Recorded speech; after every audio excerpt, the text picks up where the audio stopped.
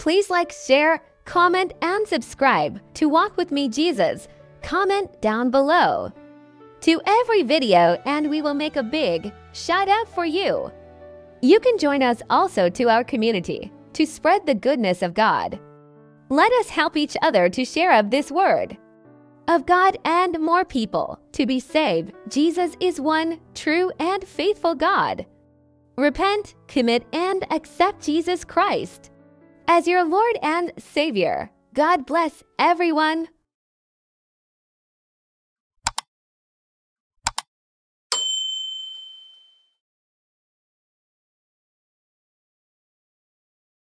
Ang kasalanan, mga kapatid, can happen even to the best of us.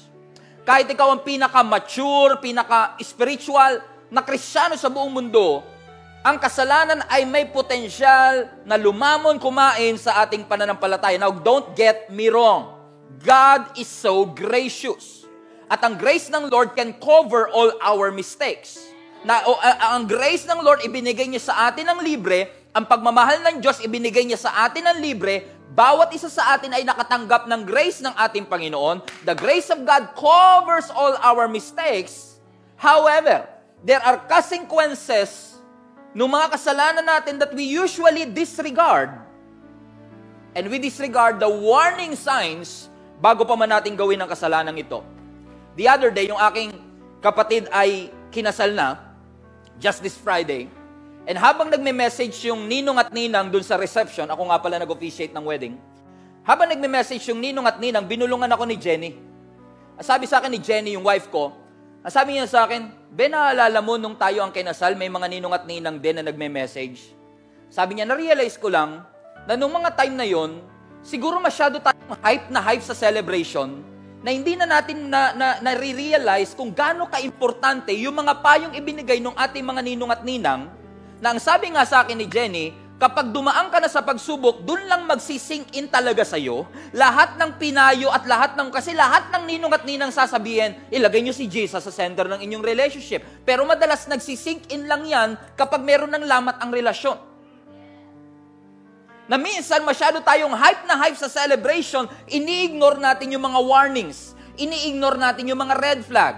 Ang warning, okay lang. Minsan niya, kahit may warning, pwede kang magtuloy, but proceed with caution. Dahan-dahan. Pero kapag may red flags, mga kapatid, ito po'y napaka-importante. Kapag sinabi mo kasing red flag, madalas, deal breakers to. Ibig sabihin, mga kapatid, kapag nakakita ka ng red flag, kapag ang red flag nag-appear, moving forward may not be for your best interest. Halimbawa, sa beach, nagtaas ng red flag, ibig sabihin niya sa ibang bansa, may mga pating. Hindi mo pwede sabihin, pating ka lang. Mas matindi ko kumagat sa'yo. Mas matalas ang ngipin ko sa'yo. Amen? Kasi yung red flag, binabalaan niya ang lahat ng tao, it's not safe. Hindi niya sinasabing, huwag ka na mag-swimming forever. Pero ang sinasabi ng lifeguard, sa ngayon, hindi pwede kasi may danger, kaya sila nagtataas ng red flag.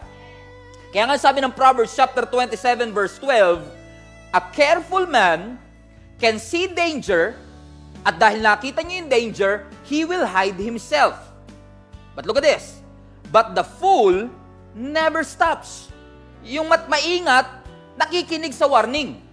Pero yung mga foolish, mga hangal, they never stops and he goes into the danger. In fact, mga kapatid, siguro kung gamit nyo ay NIV, kung gamit nyo ay New King James Translation, makikita nyo na yung full dito sa version na ginamit ko, nasa inyo, simple man. Ang sinasabi dito, the simple man never stops. Pero actually, in the Hebrew, yung ang salitang simple man is a person without a moral standard. Yung mga tao daw na walang moral standard, yung mga taong walang boundary, sige lang ng sige, kahit may warning. Pero yung mga careful man, yung mga maiingat daw, ang sabi ng scripture, nung nakikita nila yung danger, syempre iniiwasan nila ito. Sino sa inyo, mga kapatid, na makakapag-testify na yung mga naging experience mo of the past ay nakatulong para matutunan mo yung mga leksyon at hindi ka na uli mag-fall sa same mistake na pinagdaanan mo before. Ibig sabihin, you've learned your lesson. Dati nagta-trial error ka lang sa relationship, pero ngayon hindi ka na magogoyo. At napapansin nyo ito, mas tumatanda ang isang tao, mas dumadami ang kanilang naging karanasan, mas dumadami yung kanilang naging ex-boyfriend, mas nagiging mapili sila sa kanilang susunod na boyfriend. Bakit? They have learned their lesson. Ang red flag is a warning sign. Ang red flag, mga kapatid, is a heads up for a potential disaster. Kapag nakakita ka ng red flag, sinasabi sa atin ng Panginoon, huwag mo nang ituloy sapagkat maglilid yan sa kapahamakan. Ang red flag sa ating buhay are serious issues.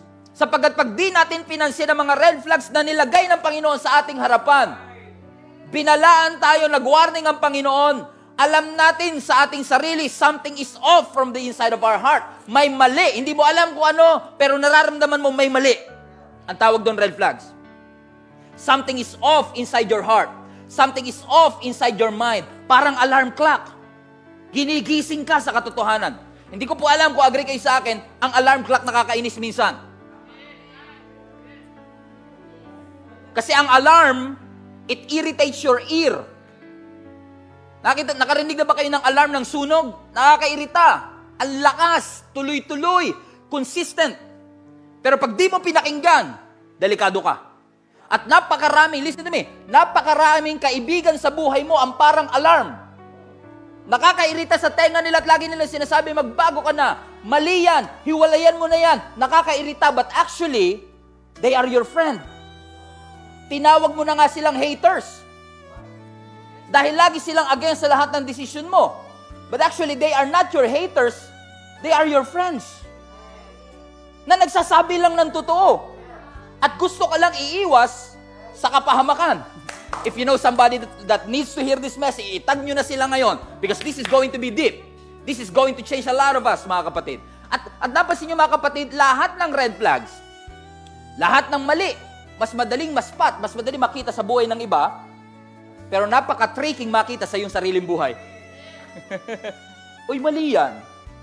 Pero pag sa atin na parang, mali ba to? What's wrong in you will affect what's going on around you. Posible na yung insecurity from within nagkukos para mag-overreact ka sa mga bagay-bagay. Pwedeng yung takot from within ay nagkukos para maging defensive ka na lang sa lahat ng bagay. It's simply because of what's happening inside your heart. Listen, most likely, may mga internal battles bago magkaroon ng external battles. Are you hearing what I'm saying, mga kapatid? Posible na hindi ka pa talaga naka-move on sa ex mo.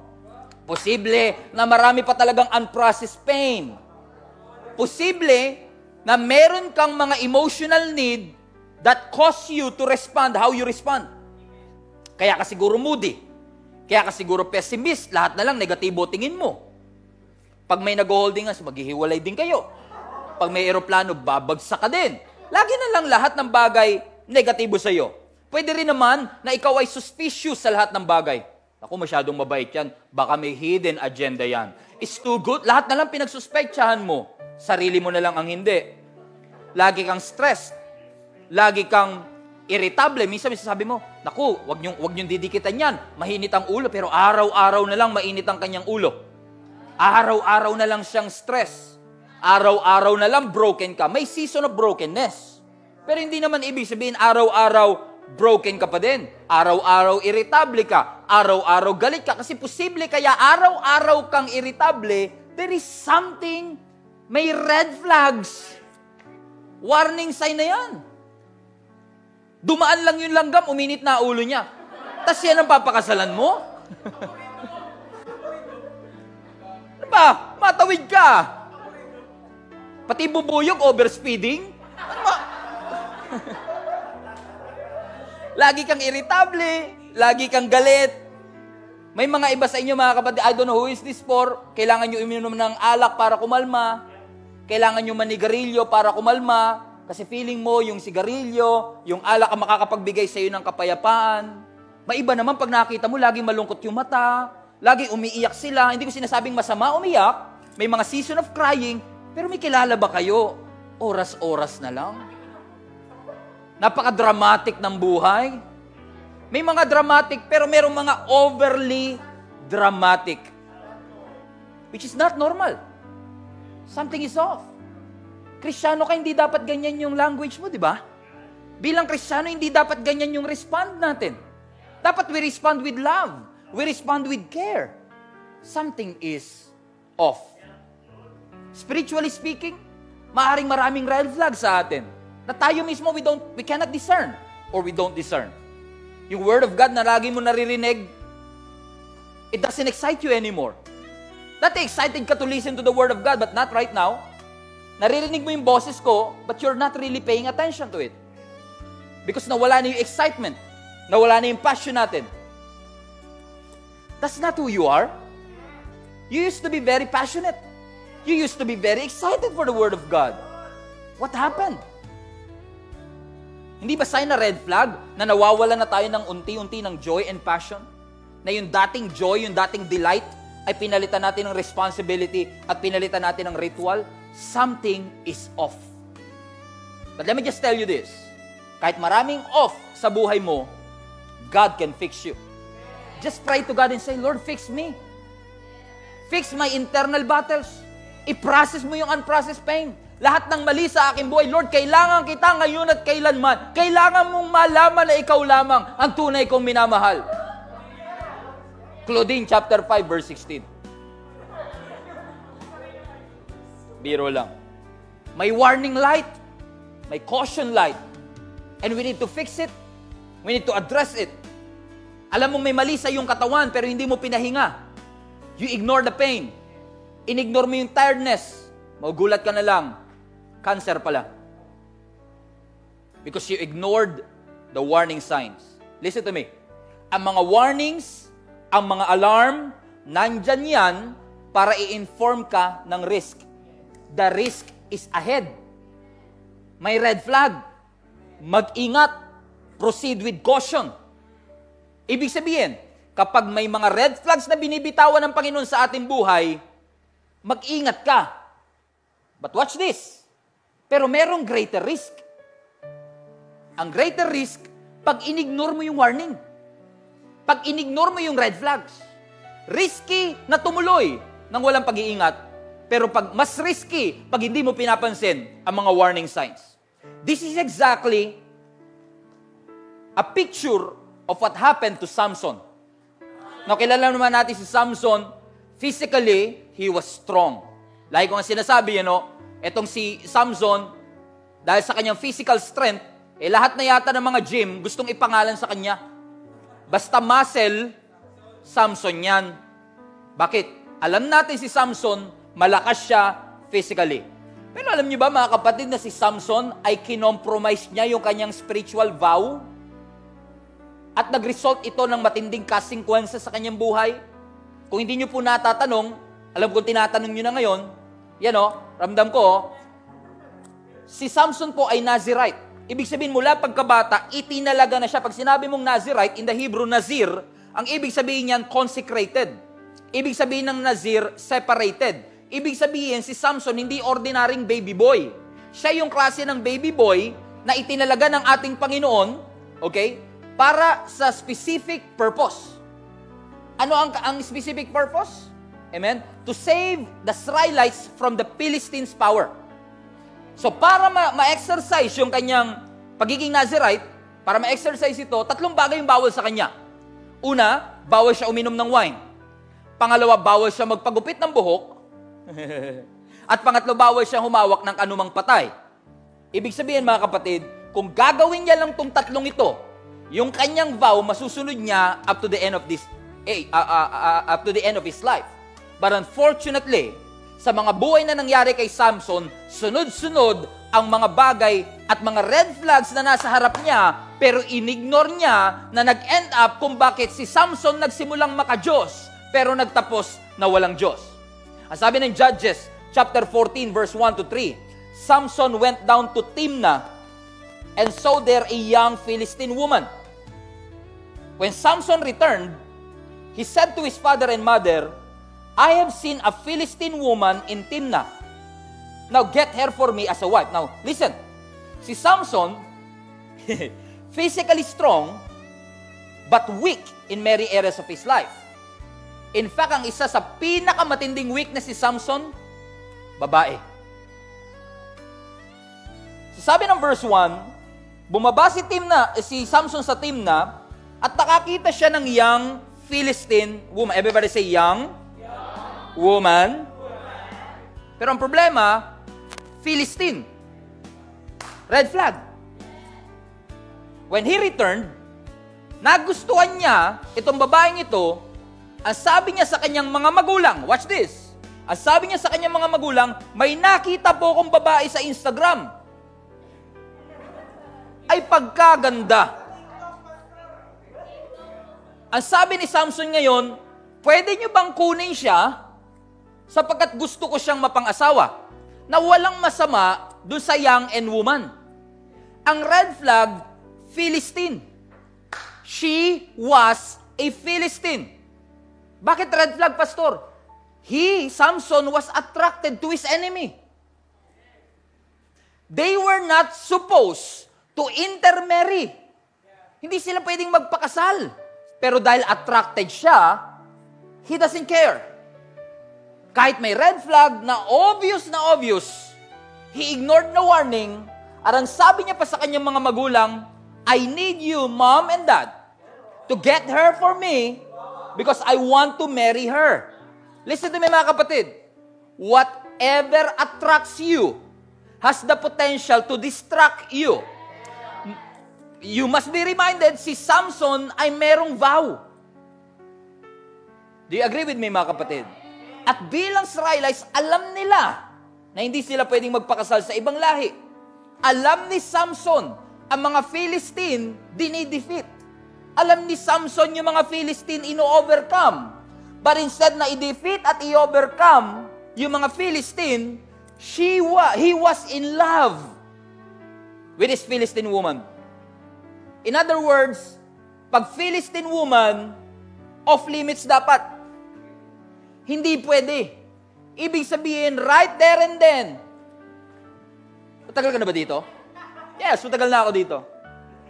Jew of Philistine. Philistine. Layo ka na dapat dyan. Bakit? Umpisa pa lang. Minsan may nagsasabi sa akin, Pastor, meron akong type na type.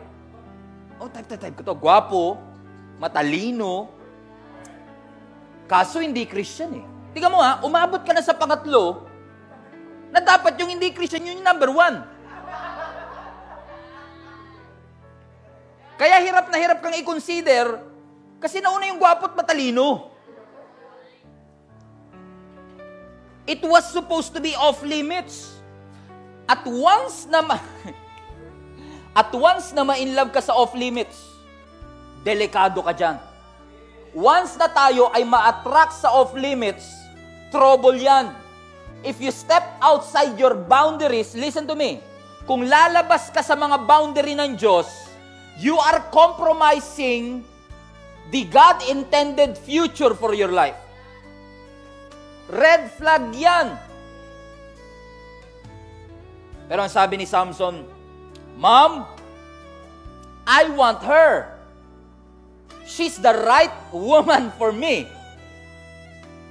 And look at this, verse 3. Nag-reply ang kanilang mga magulang. Ang sabi ng kanyang parents, his father and mother replied, Isn't there an acceptable woman among your relatives or among our people? Ba't kailangan ka pa pumunta sa mga hindi tuling mga Philistine na yan to get a wife? But Samson said to his father, No, Mom. No, Dad. Get her for me. She's the right one for me. Now listen, in case you still don't get it. Ang sabi ng parents si Samson, there's a lot of fish in the sea. Dami option, no? Ba't kung ano yung bawal, yun yung gusto mo? Ay, hindi kayo to, ha? Si Samson to. Ang sabi ng Lord kay Adan at Eva, you can eat any tree except this one. Red flag. Bawal. Ibig ba sabihin, hindi na generous ang Panginoon? No, generous ang Diyos. Pero kailangan may boundaries and restriction kasi mahal ka niya. Sabi ng parents, ang dami na pwede mong mapakasalan. Bakit siya pa? Watch this.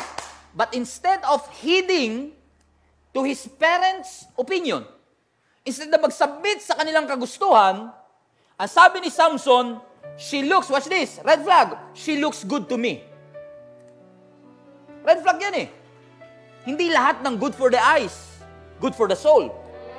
Hindi lahat ng good for your eyes ay good for you.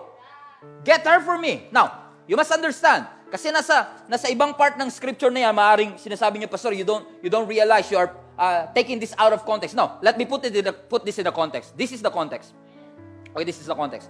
In verse chapter 4, yung kasunod na verse na ito, sinabi sa atin na it's part of God's plan na hindi sinunod ni Samson yung advice ng kanyang mga magulang.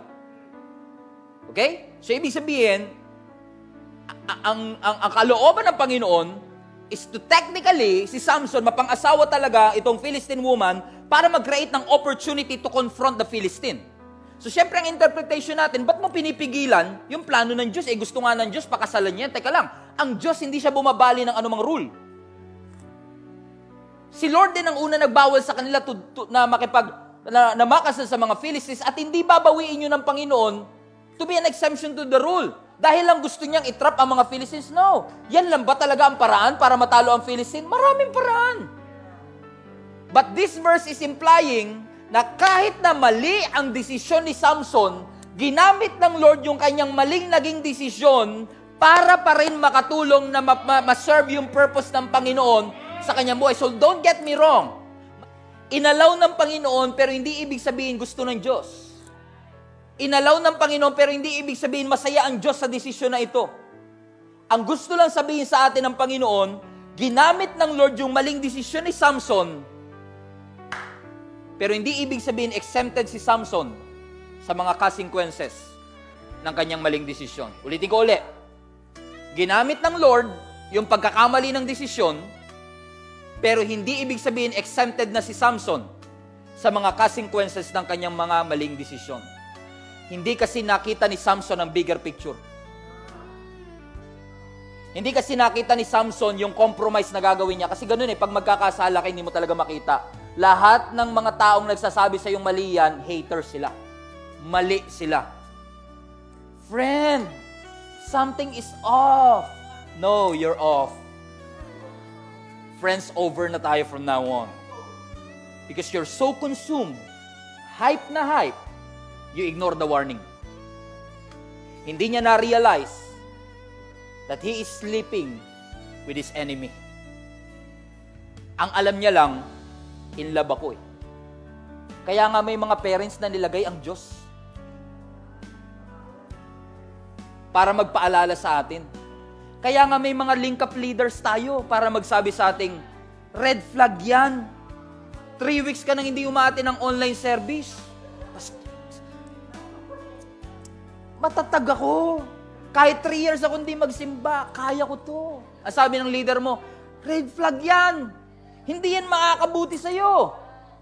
Pero tingin mo ba, aksidenteng sila, naging magulang mo at nagpapaalala sila sa'yo?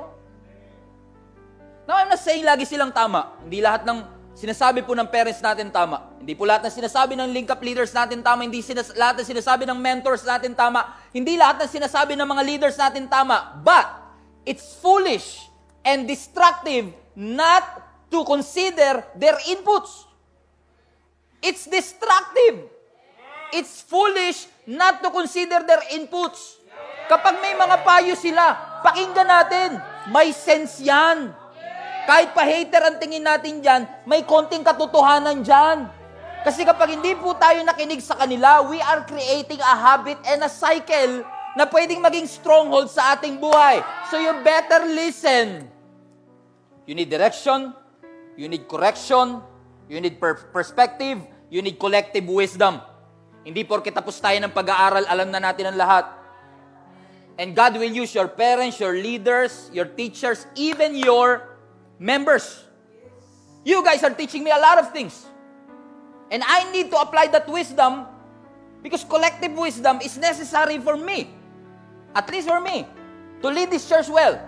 And for all of us to get through, not just for the night, but to get through in life, we really need a collective wisdom sa bawat isa sa atin. So try to listen to them.